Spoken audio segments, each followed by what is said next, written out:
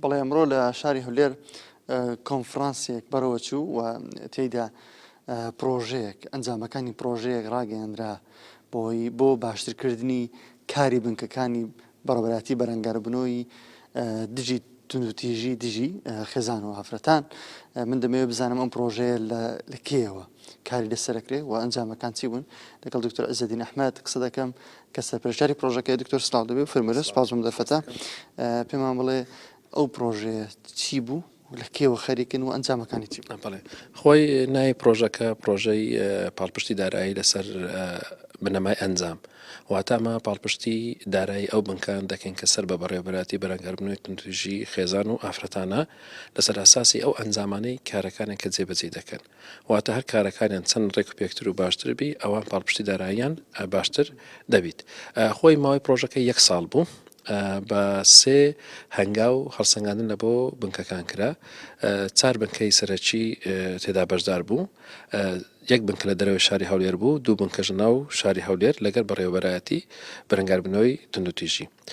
طبعاً فکرەی پڕۆژەکە لەلایەن ڕێکخراوی کۆردیتەوە پاڵپشتی دارایی کرابوو و لە ڕێکخراوی فریاکەوتنی ملی جێبەجێ کرابوو.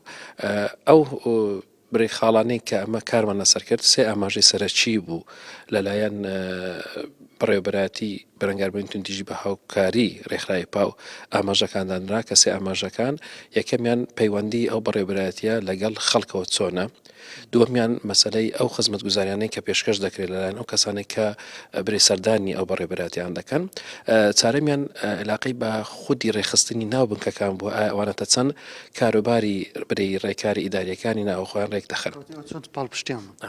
ئەوەی ئەمەندامانە لە سەرەتای پڕۆژەکە ئەمە چەند ئاماژەیەکماندانە یاخود بە ئینگلیزی بێت ئیندیکیتەرز. ئەو ئاماژانە لە بڕی ئەو ئاماژانە بڕێک پارە تەرخان کرا بوو واتە هەر بنکەیەک ئەگەر ئەو ئاماژانێکە بۆی دانرا جێبەجێ بکە بۆ ڕێکپێکی بڕە پارێک لەمە وەردەگری بەرامبەر جێبەجێکردنی کارەکانی. لەو پڕۆژەیە کە نوێگەری ئەو پڕۆژەیە چییە؟ ئاتەم پڕۆژەکانی ڕێکخراوەکانی تر ئەوەیە تۆ کارێک دەکەی لە بەرامبەر کارەکانەوە پارە وەردەگری، یعنی مەسەن پڕۆژەیەکم لەلایەن دەکەم و دەرمەوەندە پارێ فەرموو بڕۆ کارەکەت بکە. جیاوازی پڕۆژەکەیمە ئەوەیە ئێمە پارە نادەینە بنکەکان، ئێمە پێیان دەڵێن کێشەکانتان چییە و چۆن نەتوان چارەسەری بکەن.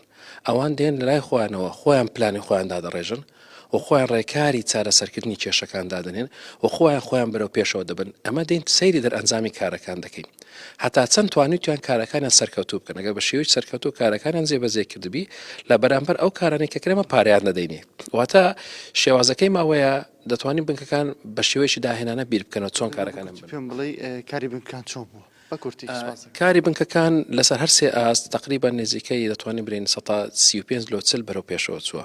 ڕاستە بنکەیەک ڕەنگە 150 ڕۆژ بنکەیەک 130 ڕۆژ بی، بەڵام بە پێ ئەو داتانێک کە ئەرزمان کردیە 130 لۆ 40 کاری بنکەکان بەرەو پێشەوە چووە. ئەوەش کارێکی ئومێد بەخشە چونکە خۆی پرۆسەکە لە بۆ 9 مانگ بوو و ئەو 9 مانگە کۆڕۆنا و مەسەلەی کەرەنتینکردنی خەڵکی هاتە